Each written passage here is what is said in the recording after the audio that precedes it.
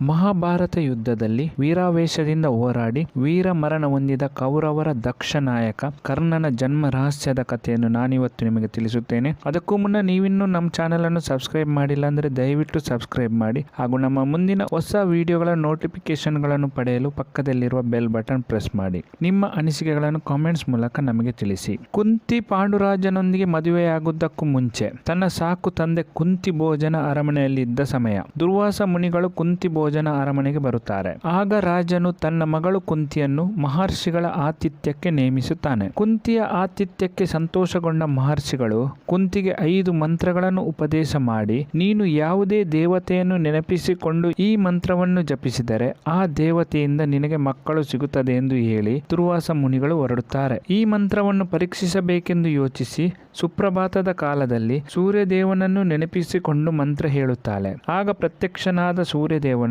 ಕವಚ ಕುಂಡಲಗಳಿಂದ ಅಲಂಕೃತವಾದ ಸುಂದರವಾದ ಶಿಶುವನ್ನೊಂದು ನೀಡುತ್ತಾನೆ. ಮಗುವನ್ನು ಸ್ವೀಕರಿಸಿದ ಕುಂತಿ ತನ್ನ ಅವಿವೇಕತನದ ಕೃತ್ಯದಿಂದ ನಡೆದ ಘಟನೆಗೆ ಹೆದರಿ ತಾನಿನ್ನೂ ಕುವರಿಯಾಗಿರುವುದರಿಂದ ಆ ಮಗುವನ್ನು ಏನು ಮಾಡಬೇಕೆಂದು ತಿಳಿಯದೆ ಒಂದು ಪೆಟ್ಟಿಗೆಯಲ್ಲಿಟ್ಟು ಹರಿಯುತ್ತಿದ್ದ ಗಂಗೆಯ ನೀರಿನಲ್ಲಿ ತೇಲಿಬಿಟ್ಟು ಸೂರ್ಯದೇವನನ್ನು ಪ್ರಾರ್ಥಿಸಿ, ಭಗವಂತ ನೀನೇ ಈ ಮಗುವನ್ನು ಕಾಪಾಡಬೇಕೆಂದು ಬೇಡಿಕೊಳ್ಳುತ್ತಾಳೆ. ಹೀಗೆ ಗಂಗೆಯಲ್ಲಿ ತೇಲಿ ಬಂದ ಮಗು ಅತಿರಥನೆಂಬ ಒಬ್ಬ ಸಾರಥಿಗೆ ಸಿಗುತ್ತದೆ. ಮಕ್ಕಳಿಲ್ಲದ ಈ ಸೂತನು ಆ ಮಗುವನ್ನು ತನ್ನ ಹೆಂಡತಿ ರಾಧಾಳ ಕೈಗೆ ಕೊಟ್ಟು ಸಾಕುವಂತೆ ಹೇಳುತ್ತಾನೆ. ಹೀಗೆ ಕರ್ಣನು ಸೂರ್ಯನಿಂದ ಪಡೆದ ಮಗುವಾದ್ದರಿಂದ ಸೂರ್ಯಪುತ್ರನೆಂದೂ ಕರೆಯುತ್ತಾರೆ. ಸೂತನೊಬ್ಬನು ಸಾಕಿರುವುದರಿಂದ ಸೂತಪುತ್ರನೆಂದೂ ಕರೆಯುತ್ತಾರೆ. ಅತಿರಥನ ಮಡದಿ ರಾಧೆಯು ಸಾಕಿರುವುದರಿಂದ ರಾಧೇಯನೆಂದು ಹೆಸರಿನಿಂದ ಕರೆಯುತ್ತಾರೆ. ಈ ಮಾಹಿತಿ ಇಷ್ಟವಾಗಿದ್ದಲ್ಲಿ ದಯವಿಟ್ಟು ಈ ವಿಡಿಯೋವನ್ನು ಲೈಕ್ ಮಾಡಿ ಅಥವಾ ಕಮೆಂಟ್ಸ್ ಮಾಡಿ. ಮುಂದಿನ ವಿಡಿಯೋದಲ್ಲಿ ಇನ್ನಷ್ಟು ಹೊಸ ಮಾಹಿತಿಯನ್ನು ನಾನು ನಿಮಗೆ ತಿಳಿಸುತ್ತೇನೆ. ಎಲ್ಲಾ ವೀಕ್ಷಕರಿಗೂ ಧನ್ಯವಾದಗಳು.